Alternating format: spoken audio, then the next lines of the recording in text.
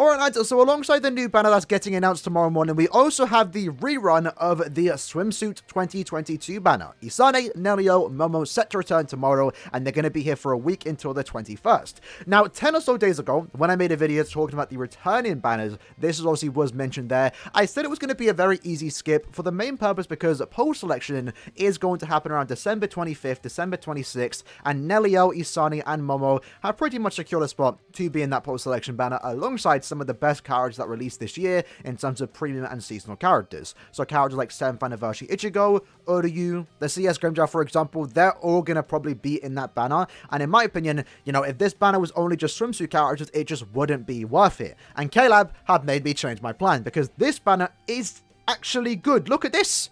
Like, are we looking at this properly? This is the all Linkshot banner, or Linkshot / Droplet. There's one Droplet character here with the Ruka, and then you have the Rukia from last year, and she's unfortunately probably the worst in this entire banner, but this is a pretty good valued banner. I want to talk about it, and in my opinion, it is worth summoning on. If you're a new account and you haven't played this game at all, maybe you just started this month and you have a couple thousand orbs to spare, maybe doing 5 steps in this banner isn't really a bad thing, because the chance of you getting something just good or valuable is very, very high. Like, if the only way you're getting shafted on this banner as a new account is if you do 5 steps, you get 1 5-star from the guarantee, and it ends up being Rukia. That's the only way to get shafted on this banner, because anyone else, you know, while some are better than others, they are at the end of the day Linkshot characters, super Linkshot characters, and or Droplet characters, and that right there basically has insane value because you are going to use them. And if you don't want to, if you do use them, you get bonus drops. As a new player, that can mean you could potentially get into lobbies that are only asking for these Linkshot Droplet characters, for example.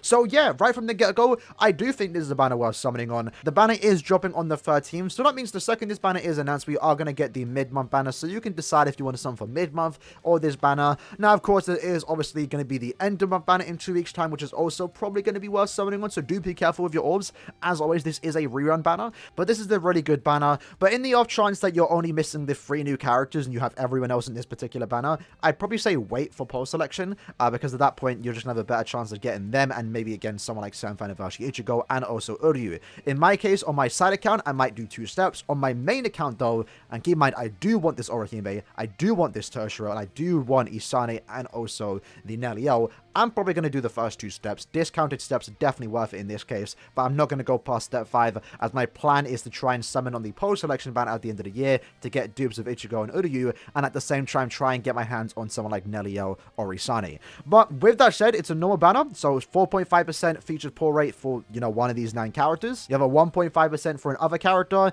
Your discounts are on step 1, 6, 11, 16, and 21 at 150 orbs, and then 2, 7, 12, 17, and 22 are discounted at 200 orbs, and every 5th step is guaranteed a featured character. And maybe for those that are new in the game, let's actually explain why these characters are good and why you potentially want them on your account. So the first character to talk about is going to be the swimsuit version of Nelio. Now keep in mind, all these super Linkshot characters and also Linkshot Droplet characters, for example, are eventually going to get replaced. We're probably going to get a character very similar to Uryu that might also pierce Iron Skin, and at the same time might also come with the Droplet, Linkshot, and also super Linkshot skill. Having said that though, while that character might be better than these particular characters whenever they do drop, this character is still going to be good to have regardless, because they are still offering you those extra bit of drops. So while their value might be lessened in the future, they're still got significantly more value than most other characters in the game. That kind of makes sense. But firstly, we have Nelio. So Nelio is a mind character with the Hollow Kill ability, and her whole thing, again, is to farm super Linkshot potions and also Linkshot potions. So if you use her in your team, you're getting Heart Linkshot potions plus 5, super Linkshot potions plus 5. So she's the best current mind character to farm IT. She herself has some pretty good strong attacks. She does lack a tad bit on the range. Her range is very limited. They has like small AoEs in front of her, but it's not really that bad. It is a swimsuit Nelio too, so at the end of the day, it is a fan service character, and the fact that she has this good value in terms of farming potions, it makes it all the better in my opinion. But her thing is that she does a lot of damage. She has a 40% Berserker, on top of the fact that when you are at full stamina, you have an additional 20% strong attack damage. But that's only when you are at full stamina. But lucky for her, every single attack that she does have has the potential chance of inflicting drain, and that therefore allows her to be actually a very safe character. If you take damage and therefore lose your 40% strong attack damage increase, you can potentially use one strong attack, her SA2 is a Vortex for example, and that should be able to potentially get you back up to full stamina, and therefore you're now doing 40% more damage. She's overall a pretty good character. She does more damage to drained enemies. She isn't anything super insane in terms of characters, but she is a very good character in my opinion, and definitely a mind character that is worth having. The next character is going to be the swimsuit version of Momo. Now Momo, just like Nelio, is also a super link shot and link shot character, so by using it in your team to farm technique link shot potions,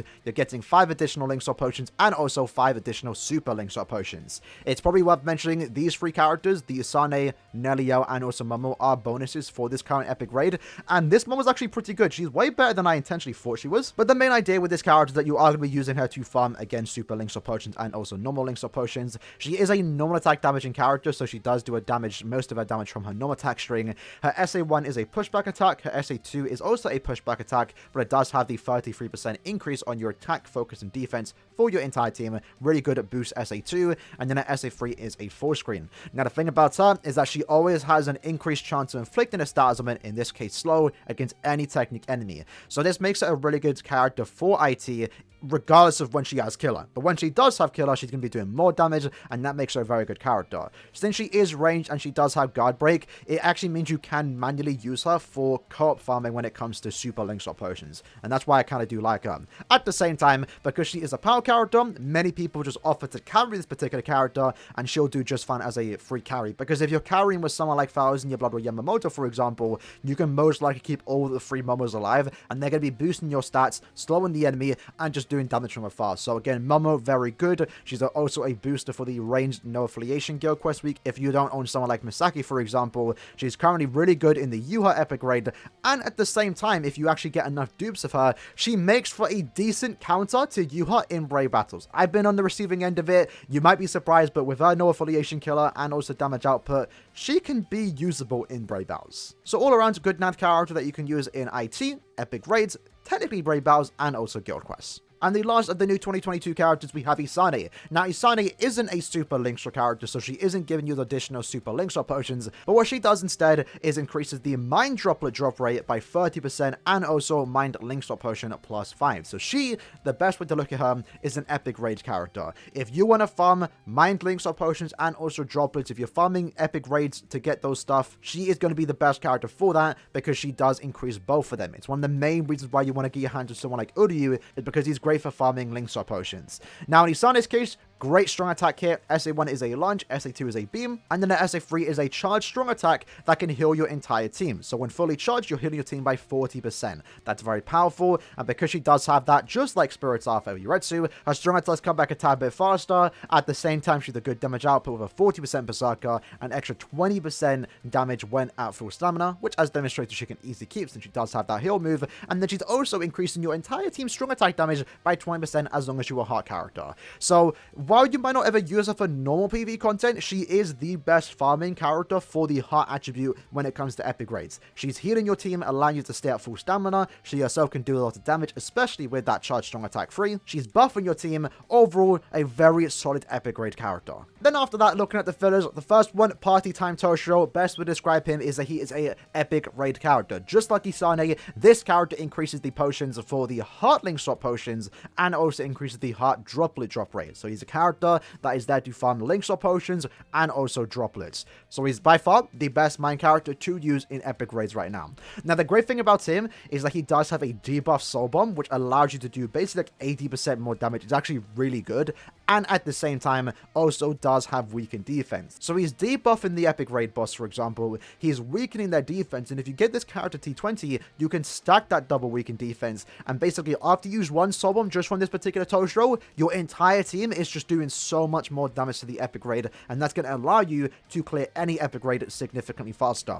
As an overall character, he's kind of just okay. If you saw my tier list, I think I put him in on A tier. He's nothing special for normal PvE content. You definitely can use him though, keep that in mind. But when it comes to epic raids farming, where you want to use him, he is an amazing character in my opinion. Definitely one of the more underrated characters to a certain extent in this game when you look at his value in epic raids. Orihime is a Technique character with the Speed Link Swap Potion +5. She's just there to farm Speed Link Swap Potion. That's basically about it. She herself is a good character though. She has great strong attacks, has good range, good damage output too, and also is a really good support as her SA2 does provide a heal and also a barrier, a 5-hit barrier for yourself and also a 3-hit barrier for your teammates. I really appreciate having one Orihime in any epic raid lobby, as it does make it significantly easier for your entire team, so you're playing a support role and also a good damage character. She's obviously great in IZ, but realistically you don't want to farm IZ anymore, but when it comes to epic raids, again, great character, can do some good damage and just supports the team. As someone that doesn't have Uryu, Orihime, or the CS Grimmjow, I'm still stuck using Kenpachi in epic raids, so that means I have to get close, up and personal to the bosses, and having that shield and free heal is a real lifesaver in my opinion. She's also in a Christian's outfit. She's cute. I like her. And Toshiro, just like Orihime, is also a Linkstone character. This time, he is a Linkstone character for the power attribute, and he comes with the Technique Linkstone Potion +5 skill. Toshiro's whole idea of a character is that he wants to inflict freeze against Technique no affiliation characters. So whenever he has Killer, he's going to be inflicting freeze quite often, and then he does more damage to frozen enemies. Currently, right now, he has Killer against the Yuha epic raid, so he makes for a good character to farm epic raids for the next 18 or so days. Then we have Ruroka. She's a normal attack damaging character with a good damage output. She is ranged with guard break, so you can actually use it in a lot of different content, and her main thing is that she increases your droplet drop rate by 30% for the speed attribute. Currently, I think she's one of the best characters to use when it comes to farming droplets, because she's a great auto character. When it comes to farming droplets, I like to auto it. If you saw my droplet video that we posted the other day, my main go-to droplet character is always going to be this Ruroka, especially right now as she has attribute advantage against the speed enemies, especially right now as she has attribute advantage against the main bosses. Overall, this Ruroka is just good. She's a good Nat character, can be used in the Quincy Guild quests, makes her a good auto in any content you put her against, and again is a great character to use when it comes to farming droplets in Enriched Droplet Zone, which you can do right now. Then we have the 2021 version of Retsu. Her main gimmick again is a Linkstone character, this time for the speed attribute, so if you do use her, you're getting an additional 5 power Linkstone potions by having her in your team.